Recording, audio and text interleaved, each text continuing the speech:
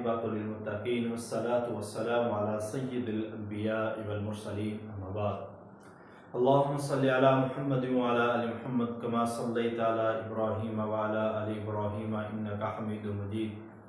अल्लाहुम्मा बारिक अला मुहम्मद व अला आलि मुहम्मद कमा बारकता अला इब्राहीम व अला आलि इब्राहीम इन्नका हमीदुम मजीद।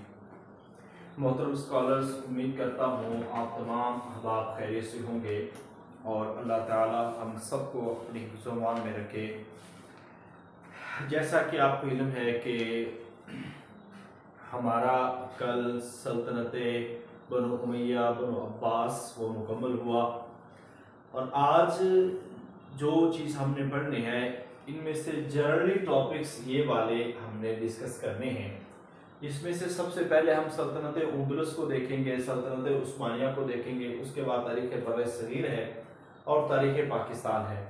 तो इनके हवाले से क्या क्या चीज़ें करनी हैं वो भी इंशाअल्लाह ताला मैं अभी सारी आपको बता दूंगा। कुछ चीज़ें नोट्स हैं वो आपको प्रोवाइड कर देंगे, कुछ लेक्चर्स हैं इन पे वो भी आपको इंशाअल्लाह ताला मिल जाएंगे। सल्तनत उस्मानिया पे भी लेक्चर है, सल्तनत उंदुलस पे भी लेक्चर है। अगर सुनना चाहें तो तसल्ली के साथ उसको सुन सकते हैं। याद रहे कि इन सब्जेक्ट्स में आपका जो इंटरव्यू है उसके होने के चांसेस होते हैं सिर्फ 2% जो है आपके इन दो सब्जेक्ट में जो है इंटरव्यू हो सकते हैं। मगर ये जो दो सब्जेक्ट हैं इसमें इंटरव्यू आपका 20% होता है और सबसे ज्यादा आप कह लें कि ये वाला तरीके पाकिस्तान जो है ये वाली बड़ी इंपॉर्टेंट है। तो इस लिहाज से हमने चीजों को देखना है कि हमें यहाँ पे इंपॉर्टेंट चीजें कौन कौन सी करनी है और इसीलिए आज हमने ये सारे टॉपिक्स रखे हैं ज़हन में कि हमने इनको कैसे कैसे तैयार करना है, वो सारी चीजें आपको हम बताएंगे। दूसरी बात, इन सब के लेक्चर्स जो है वो इंशाअल्लाह ताला मैं आपको प्रोवाइड कर दूंगा। अब कल जो है वो हमारी क्लास नहीं होगी, इसके बाद जो हमारी क्लास होगी परसों जुमेरात से, जुमेरात भी, जुमा भी और सैटरडे भी 3 दिन हमारी प्रेजेंटेशंस होंगी और इस दफा प्रेजेंटेशंस के उसूल मैंने बता दिए। प्रेजेंटेशन कैसे होगी, मुख्तसर हो और तमाम लोगों को हाजिर हो, ठीक है। और उसमें सवालात होंगे, आपको बोलने का मौका होगा और ये असाइनमेंट्स अल्हम्दुलिल्लाह आज तकरीबन 10 असाइनमेंट्स हमारे पास आ चुकी हैं। तो हम कोशिश करेंगे कि कल जो है वो जितनी हमारे पास असाइनमेंट्स आ चुकी हैं वो हम आपको कल प्रोवाइड कर देंगे। अब आपने अगर इन टॉपिक्स को पढ़ लिया तो यही आपके लिए काफी होगा। बाकी तारीख़ पाकिस्तान और तारीख़ बर-ए-सग़ीर, इस पे आप याद रखें सबसे ज्यादा इंपॉर्टेंट है तारीख़ पाकिस्तान और इसके लिए आपने जो चीज पढ़नी है वो आप पढ़ लीजिएगा। यहाँ पे 12वीं क्लास के अंदर जो मुतालिया पाकिस्तान है, मुतालिया पाकिस्तान की किताब 12वीं क्लास के अंदर उसको पढ़ लें और इससे भी पहले अगर आप पढ़ना चाहें तो 4वीं, 5वीं, 6वीं, 7वीं, 8वीं का तारीख, जोग्राफिया, तारीख की किताब खासतौर पर जो सिलेबस की गवर्नमेंट की किताब है आप उसको पढ़ लेंगे तो उसमें भी आपकी ये सारी चीजें कवर हो जाएंगी। बाकी आप इसके अलावा और क्या पढ़ सकते हैं, इसके अलावा हम आपको एक और नोट्स हैं जो बड़े मुदल्लल किस्म के लिखे हुए हैं, आपने बस उनको देख लेना है। तो अभी मैं चीजें वो सारी बताता जाऊंगा कि किस तरह हमने इसको कवर करना है। सबसे पहले उंदुलस जो है इसके हवाले से सवाल जो होता है ये हो जाता है कि उंदुलस, सल्तनत उंदुलस है कहां थी और ये कौन चला रहे थे। तो सबसे बुनियादी इसका जवाब यही है कि सल्तनत उंदुलस असल में बनु उमैया के ही फरमानरवा थे जिनका नाम था अब्दुर्रहमान अद-दाखिल। अब्दुर्रहमान दाखिल जो थी एक नौजवान शख्स था। जब 132 हिजरी में जब बनु उमैया की हुकूमत का खात्मा हुआ उसके बाद जो बनु अब्बास गालिब आए तो बनु अब्बास ने बनु उमैया के अफराद से बदला लिया और चुन चुन कर बनु उमैया के लोगों को कत्ल किया गया। इवन के जुल्म की इंतहा ये भी थी कि उनकी कब्रों को भी उखाड़ कर जो है उनकी लाशों के साथ, उनकी कब्रों के साथ बेहुरमती की गई और इवन के हज़रत उमर बिन अब्दुल अजीज रहमतुल्लाह अलैह की कब्र को नहीं छेड़ा गया। तो बाकी अब्बासियों के उस वक्त जुल्म सितम इस कदर ज्यादा थे कि एक बाकायदा दावत पर तकरीबन 90 से ज्यादा अब्बासी शहजादों को वहां अमवी शहजादों को बुलाया गया और वहां पे उनके सर कलम किए गए। तो इन अब्बासियों के जुल्म और सितम से बचकर एक नौजवान शख्स जो है उसका नाम था अब्दुर्रहमान, वो निकला और ये उंदलस के अंदर चले गए और वहां पे छुपते छुपाते रहे और फिर आखिरकार उन्होंने बाकायदा तौर पर उंदलस के अंदर अपनी हुकूमत की दाग बेल डाली और बाकायदा तौर पर सल्तनत उंदलस का जो आगाज होता है वो 138 हिजरी यानी कि 138 हिजरी के अंदर अब्दुर्रहमान अद-दाखिल इसका आगाज करता है। तो बस इसके हवाले से आपको पता हो। अब अब्दुर्रहमान अद-दाखिल के दौर में जो कुर्तुबा शहर था उसकी बड़ी एक हैसियत थी। आपने 11वीं क्लास के अंदर एक सबक भी पढ़ा होगा, आई थिंक 12वीं क्लास के अंदर, कुर्तुबा का काजी।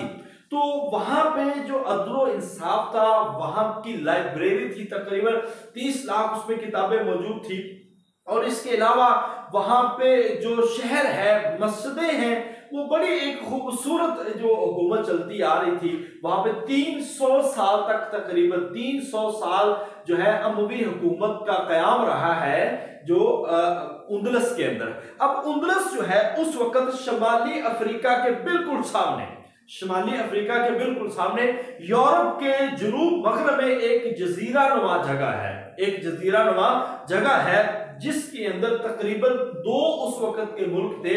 एक तब आजकल के दौर में जो 2 अलग अलग, एक है पुर्तगाल और एक है स्पेन। ये उस वक्त एक ही कंट्री था जिसको कहा जाता था उंदलस। तो ये शमाल फ्रांस में ये मुल्क मौजूद है और 8वीं सदी में इनके इन पे कब्जा हुआ था। और आपको इल्म है कि इनके ऊपर मुसलमानों की हुकूमत उस दौर में भी तारक बिन ज़ियाद जब आए थे तो हिस्पानिया जो शहर है स्पेन उसके अंदर उनकी हुकूमत आई थी, मगर पूरे स्पेन पे या पूरे उंदलस पे मुसलमानों का कब्जा नहीं था। और उसके बाद अगर पूरी दुनिया के अंदर उस वक्त जो एक बनु उमैया की हुकूमत थी तो वो उस पूरे उंदलस में मौजूद थी, इसके अलावा और किसी जगह पे मौजूद नहीं थी। तो इसमें आपने सबसे पहला जो बादशाह है आपने उसके हवाले से अब्दुर्रहमान अद-दाखिल है और अमवी खलीफा 756 था, ये 788 हिजरी तक रहे और हिशाम बिन उमैया का पोता था, हिशाम बिन उमैया का पोता था ये। तो इस लिहाज से इसमें मुख्तलिफ बादशाह आए। आपने अब ये करना है कि तारक बिन ज़ियाद की जो मुहिम है ये स्पेन के खिलाफ, और उसके भी पीछे आपको जो काउंट जूलियन है वो उनकी वजह थी और बादशाह रडिक है, वो सारी आप देख सकते हैं कि किस तरह उस वक्त मुसलमान जो है उंदलस के अंदर आए। तो आप वहां से थोड़ा सा जरूर पढ़िएगा। उसकी वजह ये है कि ये हिस्टोरिकल पर्सन है तारक बिन ज़ियाद और इनके हवाले से बड़े नावल मारूफ है, नसीब हिजाज़ी के नावल बड़े मारूफ है। तो कम से कम किसी एक नावल का या उसके एक आधे किरदार का भी आपको पता होना चाहिए। तो सल्तनत उंदलस एक बेबहा और अहम कीमती सल्तनत थी बनु उमैया खानदान की और बड़ी इल्मी लिहाज से एक गहरी छाप रखने वाली है मुसलमानों पे। तो इस लिहाज से फिर इनके जो मुख्तलिफ जो फरमा रवा है वो आते रहे हैं। जैसे अब्दुर्रहमान अव्वल के बाद हिशाम आए, हकम अव्वल आए, अब्दुर्रहमान दोम आए हैं और फिर अब्दुर्रहमान के बाद मोहम्मद इनका बेटा तख्त नशीन पर हुआ और उसके बाद अब्दुर्रहमान सोम, और ये सारे जो मुख्तलिफ औकात में जो बादशाह आते रहे हैं। तो इस लिहाज से सल्तनत उंदलस एक मुस्तहकम, एक मजबूत सल्तनत थी जो कि उंदलस के अंदर स्पेन और पुर्तगाल के अंदर मौजूद थी। तो इसके बाद मुख्तलिफ लोग और भी आए हैं, इनका लक़ब असल में ये भी कहलाते थे खलीफा। तो दीनी पेशवा अमीरुल मोमिनीन नासिरुद्दीन के लक़ब इन्होंने इख्तियार किए थे। तो इस लिहाज से हकम सानी, फिर हिशाम दोम और आखिरकार फिर वही जवाल का जमाना, और जवाल का जमाना आया तो खलीफा को महल के अंदर ही इनको बंद कर दिया गया। तो इस तरह जो है मुसलमानों के शबीलिया, गरनाता, कुर्तुबा, इन इलाकों में जो अमवी और खास तौर पर मुसलमान बड़े मजबूत थे, आखिरकार वो मुसलमानों की वो अजीम और शान शौकत वाली जो है सल्तनत तो उसका खात्मा हुआ। तो आपने इसको लाजमी देखना है और इस पे आपने बेहतरीन तरीके से तैयारी करनी है ताकि आपको थोड़ा सा पता हो। इसके नोट्स मैंने आपको कल भी भेज दिए थे, आप उसको पढ़ लेंगे तो ये आपका कवर हो जाएगा। ज्यादा पढ़ने की जरूरत नहीं है, ज्यादा इस पे किताबें पढ़ने की जरूरत नहीं, जस्ट एक आपके इल्म में सल्तनत उंदलस का खाका मौजूद हो, बाकी इससे कोई इतने बड़े सवाल आपको नहीं आएंगे। मैं उम्मीद करता हूं कि इसमें से जितना हमें जरूरत है वो मैंने आपको बता दिया है और ये आपको इंशाअल्लाह ताला याद भी रहेगा। अब इसके बाद जो है नेक्स्ट जो चीज है वो है सल्तनत उस्मानिया।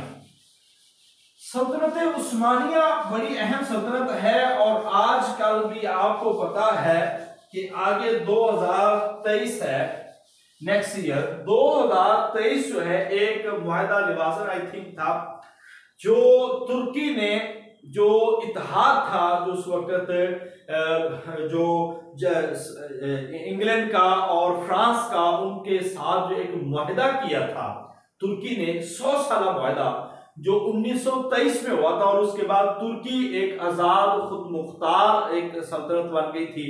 इसके बाद फिर सऊदिया एक अलग सल्तनत बन गई, फिर मुत्तहिदा अरब अमारात एक अलग सल्तनत बन गई और इसी तरह इसमें से इलाके जो है यमन है, इराक, हिजाज, ये सारे इलाके बाद में निकलते गए और ये मुसलमानों की जो खिलाफत है जिसका नाम था खिलाफत उस्मानिया, वो खिलाफत उस्मानिया बाकायदा तौर पर जवाल का शिकार हुई।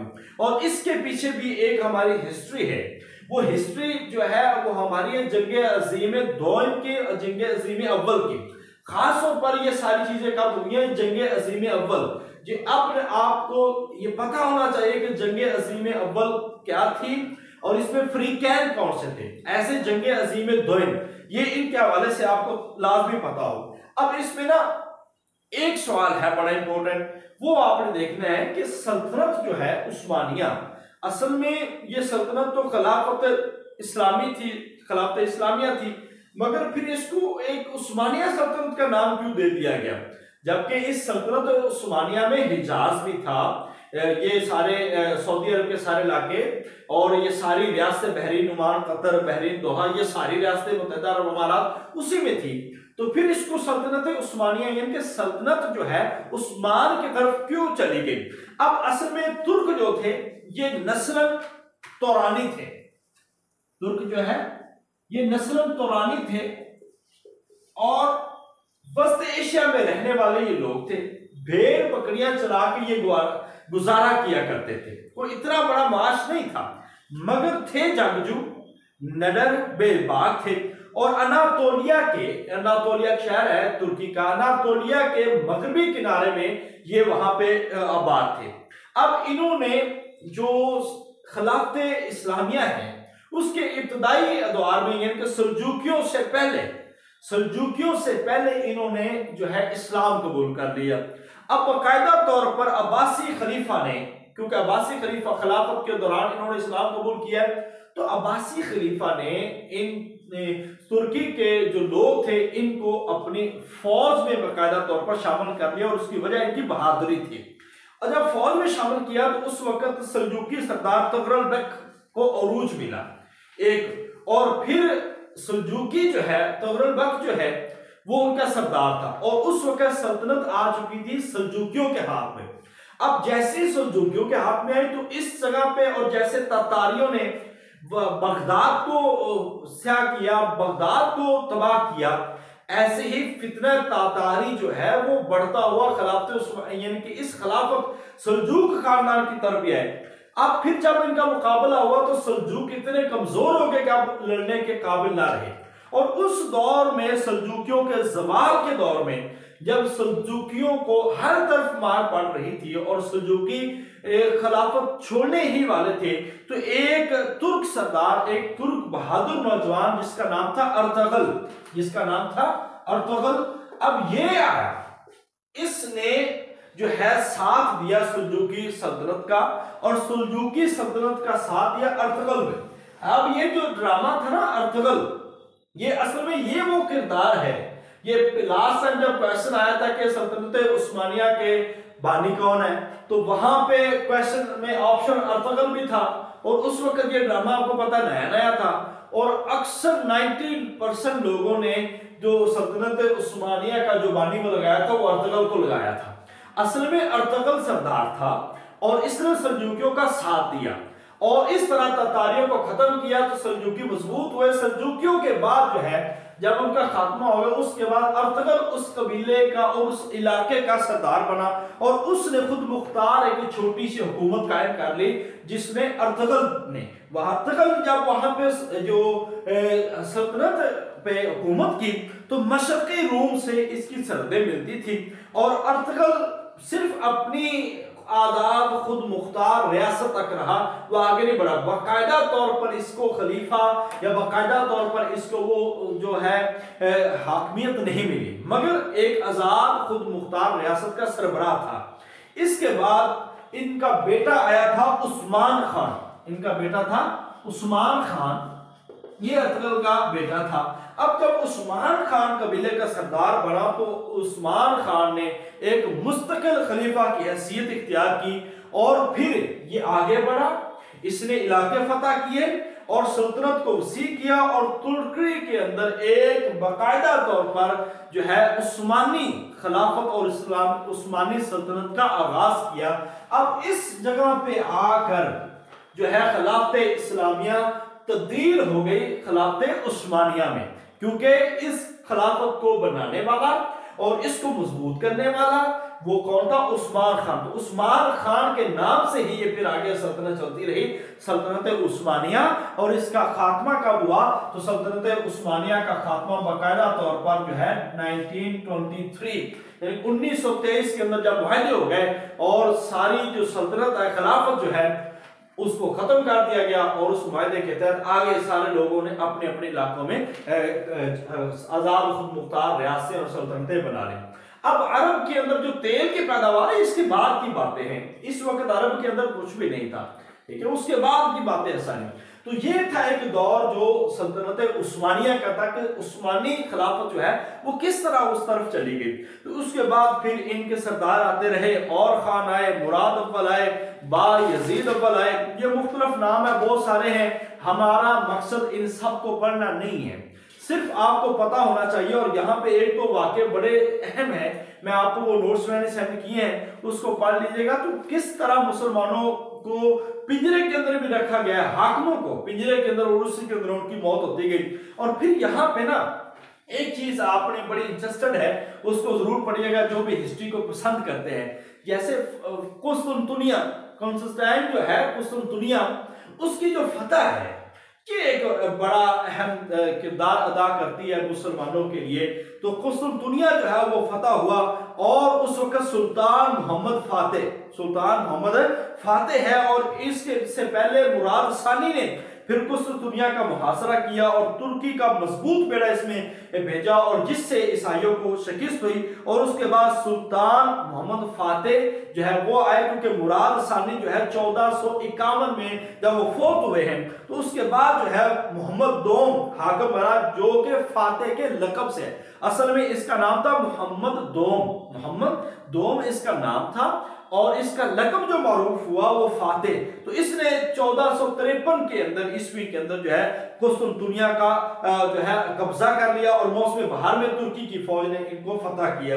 तो इस लिहाज से आपने ये कुस्तुनतुनिया की फतह बड़ी एक अहम फतह थी और किस किस तरीके से मुसलमानों ने फतह किया ये भी आपने इसको बड़े उम्दा तरीके से पढ़ना है, क्योंकि इसमें आपको इंटरेस्टिंग चीजें काफी मिलेगी। इसके बाद मुख्तलिफ बादशाह आते रहे और जवाल दास्तान ये सारी चीजें चलती रही।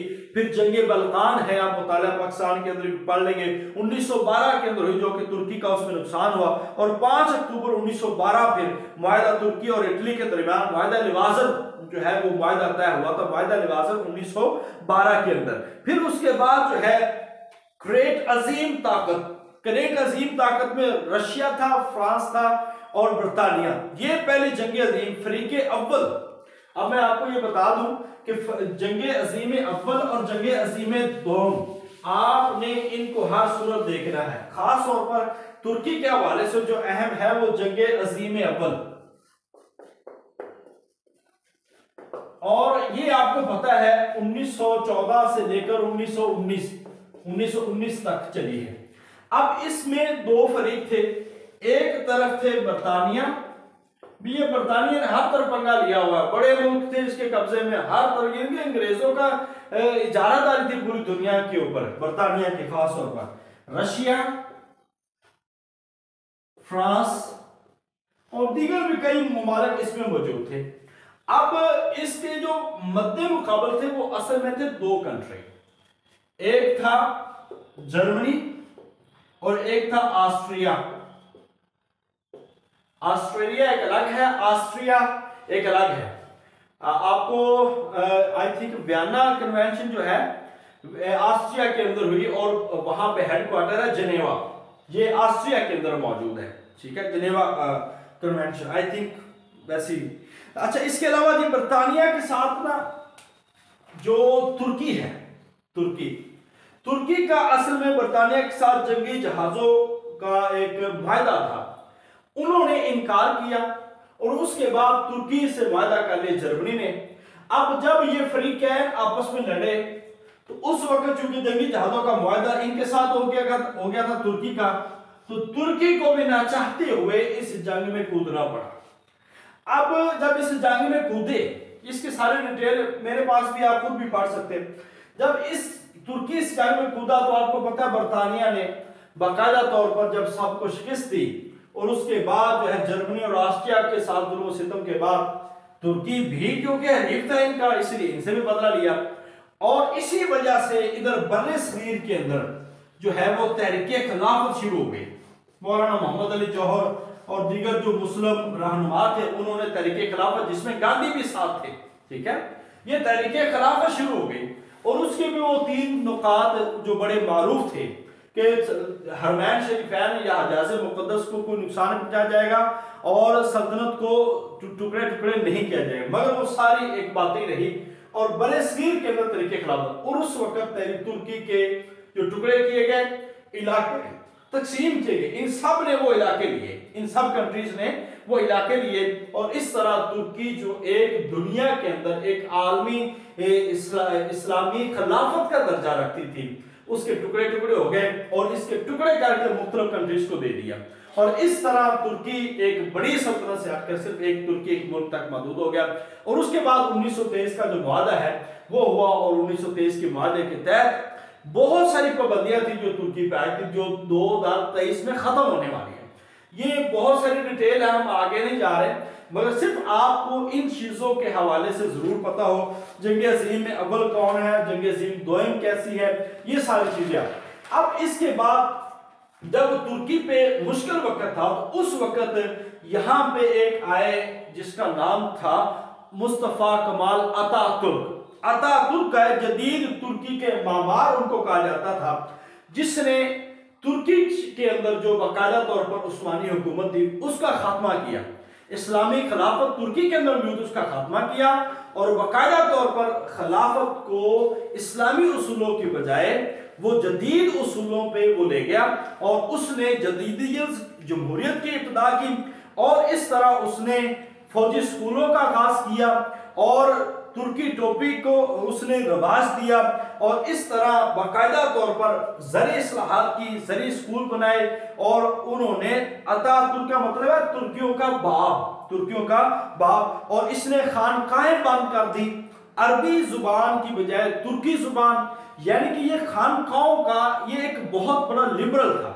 ये खानकाहों के मुखालिफ था, ये अरबी जुबान के मुखालिफ था, ये उन औलियाए किराम के मुखालिफ था और ऐसे ही तालीमी इस्लाहात में ये साइंसी तालीम का ज्यादा नाम लेता था और पर्दा की भी इसने मुखालफत की थी और ज्यादा शादियों की भी इसने ममानत की थी और गैर मुल्कियों से निकाह ममनू।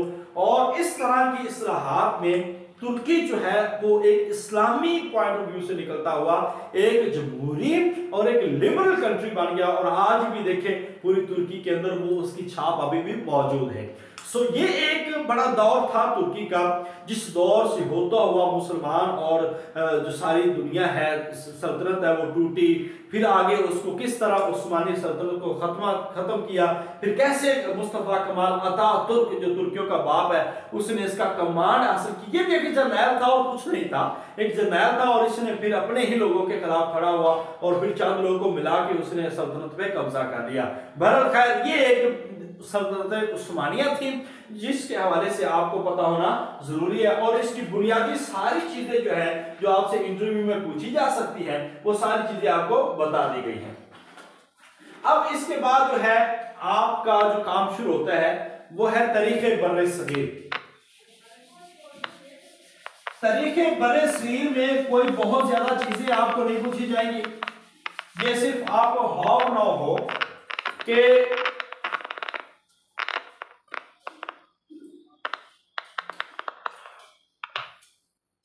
ये आपको पता हो बड़े सगीर में।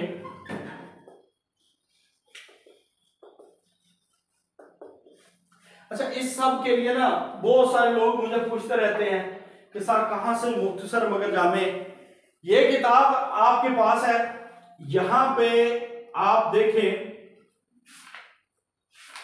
एक टॉपिक है, मैं आपको निकाल देता हूं कि इस किताब को जिसने पढ़ लिया ना उसके ये सारे सवालात उम्दा तरीके से इंशाअल्लाह ताला हल हो जाएंगे और आपको मुझे नहीं लगता किसी और चीज की जरूरत होगी। अब इसमें जो खिलाफत है, जो मुस्लिम खिलाफतें हैं, अगर आप उनको अच्छी तरह पढ़ लेते हैं और यहाँ पे आपकी वो सारी चीजें बड़े बेहतर तरीके से आपको सारी चीजें यहाँ पे मिल रही हैं। अगर आप देखें यहाँ पे जो यहाँ पे शुरू होता है खिलाफत उस्मानिया, मुस्लिम खिलाफत उस्मानिया, इसमें एक एक बादशाह का नाम, उसका लक़ब, उसका दौर लिखा हुआ है। सल्तनत उस्मानिया का ये तारुफ, और कुछ भी पढ़ने की जरूरत नहीं है, सिर्फ 2 पेज पढ़ लें। ये हमारी मिसाली गाइड में हमने इसमें हिस्ट्री इतनी बेहतरीन और यूनिक तरीके से पेश की है कि लोगों को आसान लगे, इतना ज्यादा ना पढ़ा जाए, इतना पढ़ना मुश्किल ना हो। यहाँ पे अगर आप सिर्फ ये 2 पेज पढ़ लेते हैं तो सल्तनत उस्मानिया पे आपको मुकम्मल डिटेल मिल जाती है। और इसके बाद आप देखिए, कल भी मैंने कहा था सलीबी जंगें, अब सलीबी जंगों पे सिर्फ यहाँ पे 3 से 4 सफ़हात है, 4 सफ़हात है, वो आप देख लें तो ये सारी आपकी सलीबी जंगों का ये आपका पोर्शन मुकम्मल हो जाएगा। और ऐसे ही इसके बाद आपने उम्मत में पैदा होने वाले जो गुमराह फिरके हैं, असल में लोगों ने किताबों को देखा ही नहीं है कि ये किताब किस कदर इंपॉर्टेंट है। अब यहाँ पे देखें कि यहाँ पे उम्मत में पैदा होने वाले जो गुमराह फिरके हैं, लोग मुझसे पूछते रहते हैं सर इनके बारे में नॉलेज। अब यहाँ पे सिर्फ ये जबरिया, कदरिया, जहमिया, अशरिया, राफिया, मातुरिदिया, इलाहियात, अब्बासिया, ज़नादिका, नासिबा, बरामका, करामता, ये सारे फिरके यहाँ पे शॉर्ट क्वेश्चन मारूदी की सूरत में यहाँ पे वो मौजूद है। और एमसीक्यूज भी यहाँ पे बड़ी तसल्ली के साथ यहाँ पे लिखे हुए हैं, अगर आप इनको पढ़ लें। इसके बाद आप बनु उमैया को देख लें तो बनु उमैया का बड़ा उम्दा अंदाज में यहाँ पे तारुफ यहाँ पे दिया हुआ है। ये देखें अमवी खुलफा कौन कौन आए, कब कब आए और कितने हैं टोटल, ये भी लिखे। अब अमवी खुलफा बराए कुर्तबा, अब इसको देखें तो आपको जो अमवी खलीफा है स्पेन में जो हुकूमत करते रहे उन सब की तफसील यहां से मिल जाएगी। बनु उमैया के खानदान की जितने भी बादशाह हैं उनकी तफसील आपको 4 सफ़हात में टोटल तफसील आपको यहां से मिल जाएगी। वाक़या करबला हो, तब्बाबीन हो, हज्जाज बिन यूसुफ का तारुफ हो, यहाँ पे मुख्तार सफ़ी का नाम हो, ये सारी चीजें आपको यहाँ पे मिल जाएगी और बनु उमैया के सारे सवालात यहाँ पे मौजूद हैं। अब आगे आगे खिलाफत अब्बासिया, सारे बादशाहों के नाम तफसील के साथ, तरतीब के साथ यहाँ पे मौजूद है और 37 बादशाह। और यहाँ पे जो मुख्तलिफ बादशाहों के यहाँ और अब्बासिया दौर में जो फिरके थे मारूफ, जैसा कि अकीदा खल्के कुरान मुताजिला का था, वो क्या था वो सारा लिखा हुआ है यहाँ पे। मुताजिला कौन थे, उनकी वजह तस्मिया क्या थी, ये सारी तफसीर और उनके जो सारे अकायद है वो सारे लिखे हुए हैं। मोहम्मद नसर ज़किया कौन था, अबू मुस्लिम खरासानी कौन थे, बरामका कौन थे, फिरका रहमतिया कौन था, बैतुल हिकमत क्या थी। जरा इस किताब को पढ़े सही आप। मुस्लिम खिलाफते, मैं ये कहता हूं कि सीरत और मुख्तलिफ खिलाफते रास्ता, अगर इस किताब को आप पढ़ लेते हैं तो ये आपकी सारी कवर हो जाती है, क्योंकि ये सारी चीजें इसमें बयान हुई हैं। आप मारे नहीं फिरेंगे, आपको तफसील यहां से मिल जाएगी।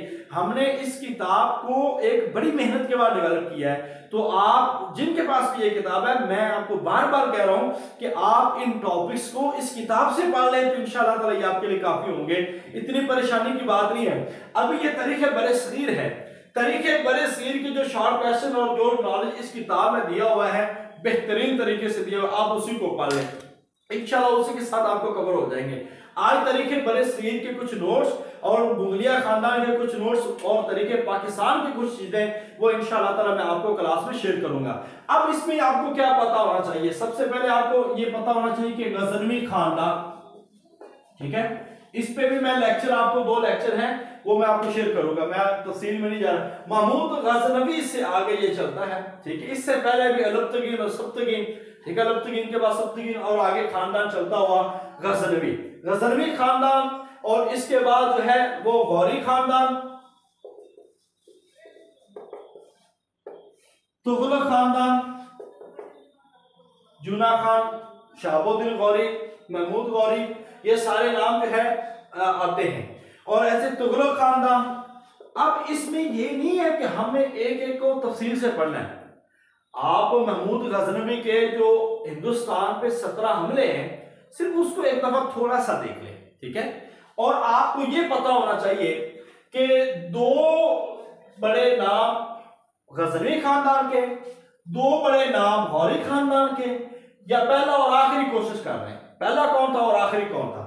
ऐसे ही तुगलक खानदान के 2 बड़े नाम, आप इनको देख लें, खानदान गुलामा, ठीक है, तुगलक खानदान। फिर इसके बाद जो आ जाते हैं सादात आ जाते हैं। आप सादात को पढ़ लें, सादात का बहुत छोटा दौर है, तकरीबन 36 साल दौर है, 30 और 36 साल दौर, तो आप उनको देख लें, सादात खानदान के। अब इनके जो बड़े 2-4 लोग हैं, सिर्फ उनका नाम आपको पता होना चाहिए। और ऐसे ही फिर लोधी खानदान, ठीक है, लोधी खानदान, और इसमें एक खातून है रजिया सुल्ताना, बरसगीर की पहली हाकम रजिया सुल्ताना को आप जरा देख लीजिएगा। लोधी खानदान आ जाते हैं, और इसमें जो सिकंदर लोधी है, बहलोल लोधी है और इब्राहिम लोधी, एंड पे जिसको मुगलिया खानदान ने शिकस्त दिया, लोधी खानदान को आपने देखना है। और इसमें जो पानीपत की लड़ाई है, पानीपत की एक लड़ाई नहीं कई लड़ाई है, वो आपने देखे, जंगे तराइन, उसको थोड़ा सा देख लीजिएगा। और इसके बाद जो है पानीपत की लड़ाई है वो देख लीजिएगा। इनके अदवार में मराठे जो हैं वो इतने नहीं थे, मराठे जो आए हैं वो मुगलिया खानदान के। अब मुगलिया खानदान को आपने बड़े उम्दा तरीके से देखना है। एक तो मिर्जा जहीरुद्दीन बाबर, वो इसकी इब्तिदा करने वाले थे, ठीक है, और उन्होंने शिकस्त दी थी पानीपत के मैदान में इब्राहिम लोधी को, ठीक है। पहली बार आए थे मगर नाकाम होकर वापस चले गए थे। मुगलिया खानदान ने फिर इनको शिकस्त दी, और इसमें फिर वो ना हमारे बड़े सगीर के मुख्तलिफ लोग आते हैं। देखें, इतने सवालात होते नहीं है, आप लोग शायद परेशान हो रहे हो, हम सिर्फ नॉलेज के लिए पढ़ रहे हैं। और ये कोई हम ये नहीं कि पूरे खानदान की तफसील पढ़नी है, ऐसा कुछ नहीं है। आप जस्ट एक नजर से इनको गुजार लें, मेरी आपसे रिक्वेस्ट है, एक नजर से इनको गुजार लें, क्योंकि ये हमारी एमए की तारीख के अंदर ये सारे, अगर आपके पास एमए के गाइड या एमए की तारीख की कोई किताब पढ़ी है, उसमें आप तरीके इस्लाम अली से लेकर आखिर तक तरीके पाकिस्तान को तक आपको चीजें वहां पे मिल जाएंगी। तो ये मुगलिया खानदान के लोग हैं। अब इसमें मुगलिया खानदान में एक ईस्ट इंडिया कंपनी का जो कयाम है वो आपने देखना है।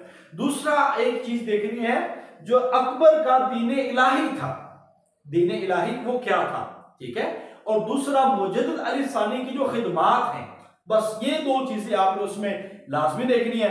फिर आपको जनरल नॉलेज के लिए पता हो, आगरे का किला शाहजहां ने बनाया, ताजमहल, शाही किला, बादशाही मस्जिद ये किसने बनाई, ये आपको वैसे जनरल एबिलिटी के लिए आपको पता हो। ये सारी चीजें इन पे लेक्चर्स हैं, आप ले सकते हैं। हम मुगलिया बादशाह पे, तुगलक पे, गौरी पे, ये सारे हमारे लेक्चर्स अगर आप कहेंगे तो हम आपको प्रोवाइड कर देंगे, तफसील के साथ पढ़ना हो। मगर ये है कि इस वीक में आप इनको लाजमी अपनी नजर से गुजारें। एक दफा नजर से चीज गुजरी हो तो इंटरव्यू में काम आ जाती है, अगर इस तरफ सवाल जा जाते हैं।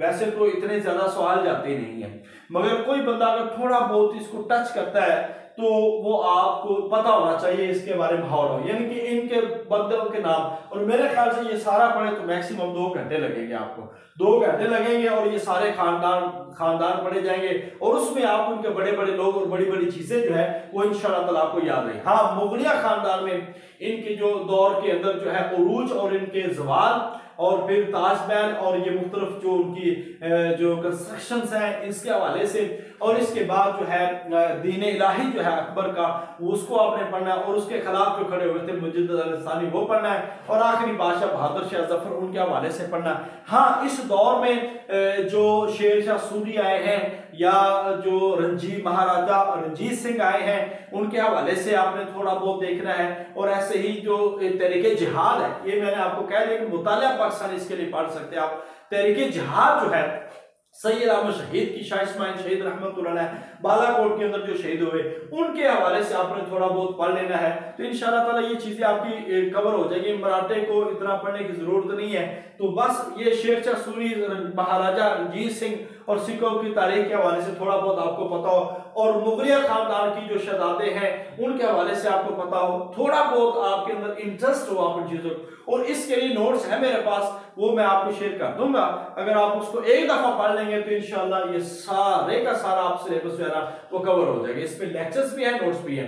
अब आ जाते हैं हम तरीके पाकिस्तान की तरफ। तो तरीके पाकिस्तान में आपने बुनियादी तौर पर, अभी क्लास खत्म होने लगी है, दूसरी क्लास शुरू होती है, तो उसमें हम तरीके पाकिस्तान के हवाले से बात करते हैं।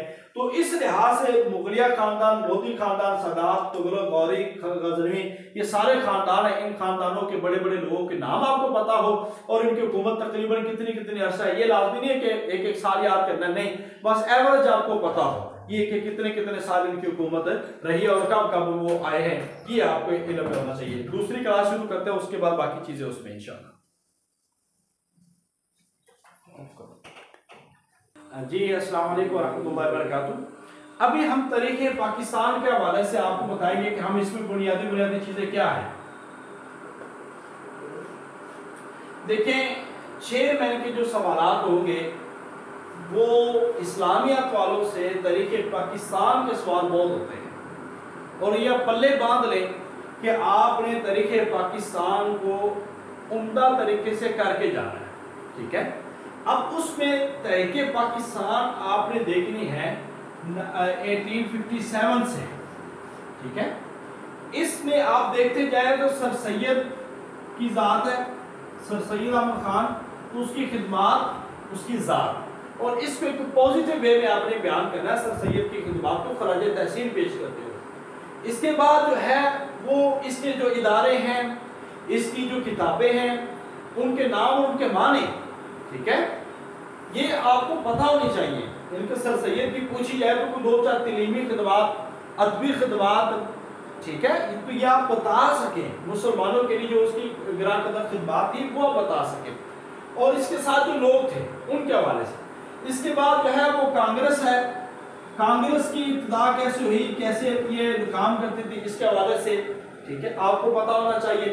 इसके बाद आप चलते जाएं तो आगे मुस्लिम लीग, मुस्लिम लीग का क़याम है, उसके मकासद है, ठीक है। इससे भी पहले एक तकसीमी बंगाल है, तकसीमी बंगाल। असल में बंगाल बहुत बड़ा था, मगरबी बंगाल और मशरकी बंगाल। पहले बंगाल एक था, मगर अंग्रेजों ने 1905 के अंदर, 1905 में इनको 2 तरह से तकसीम किया, और फिर हिंदू इससे बड़े नाखुश थे। फिर 1911 को तनसीख बंगाल, यानी कि जो तकसीम की थी उसको मनसूख कर दिया। अब ये भी पता हो कि कायदे आजम ने मुस्लिम लीग तो उन्होंने ज्वाइन की थी 1913 में, 1913 में मुस्लिम लीग ज्वाइन की थी, और साथ में ये कांग्रेस में भी थे, और 1920 या 21 में इन्होंने उससे इस्तीफा दिया। तकरीबन 7 साल जो है ये कांग्रेस के साथ और मुस्लिम लीग दोनों के साथ रहे। मिसाके लखनऊ क्या था, हिंदुओं और अछूतों के दरमियान जो एक मुआहदा था, ये भी मिसाके लखनऊ था। इसके हवाले से आपको थोड़ा बहुत पता हो। और जो मंटो मार्ले इस्लाहात थी, जब स्फोट इस्लाहात थी, 14 नुकात थे, नेहरू रिपोर्ट थी, और इसके बाद खुतबा इलाहाबाद, खुतबा इलाहाबाद, इसके हवाले से आपने पढ़ना है। और इसके लिए मैं आपको किताब रिकमेंड करूं तो बेस्ट किताब है मुतालिया पाकिस्तान की किताब है 12वीं जमात की, सिर्फ 12वीं क्लास की ये मुतालिया पाकिस्तान पढ़ ले, इस सारे के सारे टॉपिक्स आपका मुतालिया क्लियर हो जाएगा। मगर तसल्ली के साथ पढ़िएगा, क्योंकि वहां पे चेयरमैन जो है वो आपसे पूछ लेता है कि अच्छा इसकी 2 नुकात बता दे, इसके 2 नुकात बता दे, ये किन के दरमियान हुआ था, ये हुआ क्यों था, यानी कि क्यों, कैसे, क्यों कर, ऐसे सवाल वहां पे आपसे जरूर होंगे। ये ना हो कि आप कहेंगे खुतबा इलाहाबाद 1930 में होने, किसने दिया था, अल्लामा इकबाल ने दिया था। अब क्या दिया था ये पता होना चाहिए आपको कि उसमें चीज क्या थी, उसमें बयान करना है। तो इस लिहाज से आपके इंटरव्यू होने से पहले ये मुतालिया पाकिस्तान आपका कवर होना बहुत जरूरी है। और दूसरा, कायदे-आज़म हो, अल्लामा इकबाल हो, ऐसी जितनी भी हमारे तहरीके पाकिस्तान की मोतबर शख्सियात हैं, उनके हवाले से एक पॉजिटिव और मुस्बत सोच रखनी है। और उनको खराज तहसीन पेश करना है। मुझे अच्छी तरह याद है कि मेरे साथ एक दोस्त है हाफिज नईम हफीज, जो उनका मेरा 11वां तो उनका 12वां नंबर था मेरिट में, वो भी लेक्चरर सेलेक्ट हुए। अब मगर उनको इंटरव्यू में चेयरमैन ने 90 नंबर दिए थे, 100 में से 90 नंबर मिले हुए। और उसने मुझे बताया कि उसकी बुनियादी वजह क्या है कि जब वो कहते थे मुझे उन्होंने कायदे-ए-आज़म के बारे में सवाल किया तो मैं जब उसका नाम लिया ना तो कायदे-ए-आज़म के बारे में मैंने कहा रहमतुल्लाह अलैह, कायदे-ए-आज़म रहमतुल्लाह अलैह ने ये फरमाया। तो वो हैरान हो गया, वो कहते आप कह रहे हैं रहमतुल्लाह अलैह? उन्होंने कहा हाँ, उन्होंने पाकिस्तान के लिए बड़ा काम किया। देखिए ये लोग कुछ तरह से मुख्तलफी भी हैं मगर एक ओवरऑल हमारे लिए ये कायदीन है, तहरीक पाकिस्तान के सरकर्दा लीडर्स हैं। इस लिहाज से हमने इनके लिए कोई नेगेटिव रिमार्क्स नहीं देने बल्कि पॉजिटिव रिमार्क्स देने हैं। और ब्यूरोक्रेसी कभी भी इनके हवाले से बुराई नहीं सुनती, वो कभी भी आपको नहीं चाहेंगे कि आप इनके हवाले से एक नेगेटिव सोच रखें, बल्कि आप इनको एज अ नेशनल हीरोज के तौर पर आपने इनको वहां पे रिप्रेजेंट करना है।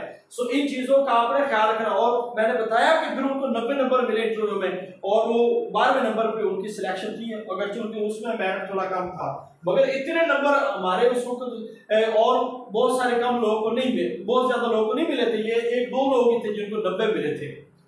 तो इस लिहाज से आपने इन शख्सियात का भी ख्याल रखना है कि जब मुंह पे नाम है, चूंकि ये हमारे मुंह पे रहमतुल्लाह आता नहीं है इसलिए हम लोग कहते नहीं है, क्योंकि यूजुअल जो हमारी जुबान चल रही होती है या हमारी फितरत होती है वही हम वहां पर डिस्कस कर रहे थे। इसीलिए मैंने आपको कहा कि आप इन दिनों में अपने साथ डिस्कशन करें, बातचीत करें। बहुत सारे लोग मैंने ऐसे देखा अभी क्लास में मौजूद नहीं होते क्योंकि अभी सुस्त हो गया, पेपर हो गया, थोड़ा रिजल्ट लेट है, सुस्त हो गया। अब सुस्ती ऐसी मारेगी कि दिमाग के अंदर चढ़ जाएगी, यकदम रिजल्ट आएगा, वो पकड़ लो, ये करो, वो करो, क्या करे सर मुझे नहीं समझा रहे, सर मेरे पास ये नहीं है, सर मेरे पास ये नहीं है, वो नहीं, ये नहीं है, ऐसे करते रहेंगे। मुझे पता है ये लोगों के हालात कैसे, बर वक्त अपने आप को जारी रखें और कोशिश करते रहें। और जो मैंने कल भी कहा था कि आप मुख्तलिफ इंटरव्यूज दें वहां पे, तो इस लिहाज से कोशिश करें। इसके बाद जो है बड़ा अहम सवाल है वह है करारदाद पाकिस्तान। करारदाद पाकिस्तान, इसके नुकात कहां, कब, कैसे, क्यों हुई, ये सारे आपने पढ़ के जाने। और ऐसे करारदाद मकासिद, इन दोनों में फर्क क्या था, इसके नुकात क्या थे, उसके नुकात क्या थे। पाकिस्तान का पहला सदर, पहला वज़ीर-ए-आज़म, पहले चीफ जस्टिस, इसके हवाले से भी आपको तफसील मौजूद हो, पहली कबीना असासे, ये सारे मेरे पास, ये नोट्स यहाँ पे मेरे पास मौजूद हैं, ये भी आप ले सकते हैं। तो ये सारी चीजें आपको पता होनी चाहिए। एक और चीज जो है वो है आइन। आप पाकिस्तान के जो आइन है वो है 56 का आइन, 62 का आइन और 73, 3 आइन है हमारे पास, 56, 62, 73, ये 3 आइन है। इन आइनों की जो मुख्तलिफ शिक्के हैं उसको एक एक दो आपको, वैसे तो 5 तो कॉमनली सबकी मिल जाएंगे, बाकी वो पढ़ लीजिएगा। और दौर जदीद के जो अदवार चल रहे हैं या हुकूमतों के जो क्राइसिस चल रहे हैं और जो हमारे पाकिस्तान के अंदर सियासी अदम इस्तेहकाम है उसके क्या नुकसान हो रहे हैं, ये असाइनमेंट भी हम इंशाअल्लाह ताला हम देंगे अगली बार कि पाकिस्तान के अंदर जो सियासी अदम इस्तेहकाम है उसके क्या नुकसान हैं और एक मुस्तहकम जमहूरी हुकूमत जो है वो किस कदर मुल्क के लिए जरूरी होती है, ये इसके ऊपर भी इंशाअल्लाह ताला हम डिस्कशन करेंगे। तो इन चीजों को भी आपने पढ़ना है, दौरे हादर से वाकिफ रहें। दौरे हादर की ये जैसे सियासी मामला चल रहे हैं इनसे भी आप वाकिफ रहें, जैसे मामला हमारे मुल्क की मईशत के, डॉलर के बढ़ते हुए रेट हैं, इन सारी चीजों पे आपकी नजर हो। और उसके लिए मैंने आपको कहा है कि आप ना एक दिन नहीं चले, दूसरे दिन हर सूरत अखबार पढ़े और उनमें से एक आधा कॉलम जरूर पढ़े। तो ये सारी चीजें हैं जितनी भी तरीके पाकिस्तान से रिलेटेड है। अब इसमें से कोई एक किताब तरीके पाकिस्तान पे, पाकिस्तान नागुज़ीर था या कोई भी इसके अलावा जो आप पढ़ना चाहें वो आप किताब, इस पे एक आधी बुनियादी किताब जरूर देखिएगा, आपको पता हो कि पाकिस्तान की तारीख क्या है, तो तारीख कैसे लिखी जाती है, ये सारी चीजें इंशाल्लाह ताला कवर हो जाएगी। तो आज हमारा हिस्ट्री का जो टॉपिक है वो क्लियर हो गया। इसके बाद हिस्ट्री के कोई लेक्चर नहीं होंगे। अब इसके बाद हमारे 2 सब्जेक्ट बड़े इंपॉर्टेंट है, एक फिक्र है, एक तकाबुल है और एक इकोनॉमिक्स है। इंशाल्लाह ताला 1 से 2 वीक में मैक्सिमम क्या है 1 वीक या 2 वीक तो वैसे 6 क्लासेस हैं उसमें टोटल, वो इंशाल्लाह ताला आपकी हो जाएगी। नेक्स्ट क्लासेस जो है वो मुहाज़रात फिक पे होगा, तो उसमें फिक आपकी इंशाल्लाह ताला हो जाएगी और बाकी भी क्लासेस इंशाल्लाह ताला आपकी हो जाएंगी। तो बहरहाल इस पूरे वीक में आपने हिस्ट्री को ही पढ़ना है तसल्ली से, और उसके बाद हमारे पास टाइम होगा कि हम वो क्लासेस कर लेंगे। इस तरह हमारा कोर्स जो है वो इख्तिताम की तरफ है, और जैसे ही इख्तिताम हो रहा है आपका इंटरव्यू भी साथ हो जाना है, क्योंकि अगस्त के पहले हफ्ते में रिजल्ट मुतवक्के है। रिजल्ट आएगा 7वें दिन, आपके इंटरव्यू 8वें दिन शुरू हो जाएंगे, और इंशाल्लाह ताला उससे पहले पहले आपके मॉक इंटरव्यू जो फिजिकल इंटरव्यू है वो भी आपके कंडक्ट करने जा रहे हैं। इसके लिए आज से हमने डिवीजन वाइज जो एक लिस्ट है वो बना दी है। तो कल से आप तमाम लोग जो जिन्होंने यस लिखा है या जिन्होंने इंटरव्यू देना है फिजिकल, वो अपनी अपनी फीसेस के हिसाब से वो हमें अपने अपने रजिस्ट्रेशन फाइनल करवाते जाएं, क्योंकि हमने वहां पे पूरा अरेंज करना है और एक बड़ा खर्चा वहां पे, ये नहीं है कि सिर्फ हमने आना, मेरे साथ 5 लोग आएंगे और जो एक तो एसोसिएट प्रोफेसर रखने हैं हमने, उनको भी पे करना है, वहां पे जो जगह लेनी है उसके अखराजात है, और फिर वहां पे कोई रिफ्रेशमेंट है, रिफ्रेशमेंट वहां पे भी हमने कुछ देखना है, तो ये एक बड़ा खर्चा है। तो इंशाल्लाह आपका ताउन होगा तो ये हमारे लिए आसानी होगी, और कोशिश कीजिएगा इसके लिए एक लोग कुछ ज्यादा हों ताकि ना ये हमें ज्यादा से ज्यादा आसानी रहे। अगर ज्यादा लोग होंगे तो आप लोगों के ऊपर बर्डन कम होगा, अगर कम लोग होते तो बर्डन ज्यादा होता है। तो इसलिए आपसे कोशिश कीजिएगा। अल्लाह ताला हम सब का हामी नासर हो। बहुत सारी दुआएं हैं, अल्लाह ताला हम सबको कामयाब फरमाए। कोई भी सवाल इस सिलसिले से या आज जो हमने पढ़ा इससे रिलेटेड अभी आप पूछ सकते हैं। बाकी जो नोट्स होते हैं वो हम आपको सेंड कर देते हैं। असाइनमेंट जिनकी रहती है वो कल तक हमें प्रोवाइड कर दें, और इंशाअल्लाह ताला हम सारी असाइनमेंट जो है वो जुमा तक आपको इंशाअल्लाह ताला देंगे, और जुमेरात से आपकी प्रेजेंटेशन शुरू हो जाएगी। प्रेजेंटेशन मोस्ट इंपोर्टेंट है। आप अपने डिस्कशन ग्रुप में जो आपका मिनी ग्रुप्स है उन सारे ग्रुप्स में मेरी तमाम ग्रुप एडमिन से गुजारिश है और ये उन तक पैगाम पहुंचा दें कि तमाम लोग इन लोगों की प्रेजेंटेशन लें और काम करवाएं। जिनकी प्रेजेंटेशन नहीं हुई वो आपस में कोऑर्डिनेट करके मुझे प्रेजेंटेशन दें या फिर मुझे प्रेजेंटेशन दें, इंशाल्लाह ताला हम ले लेंगे। इन चीजों से आपको सीखने का मौका मिलेगा, एतमाद मिलेगा, आगे बढ़ेंगे, इंशाल्लाह ताला चीजें क्लियर होती जाएंगी। अल्लाह ताला हम सब का मीनासरो। अस्सलाम वालेकुम व रहमतुल्लाहि व बरकातहू।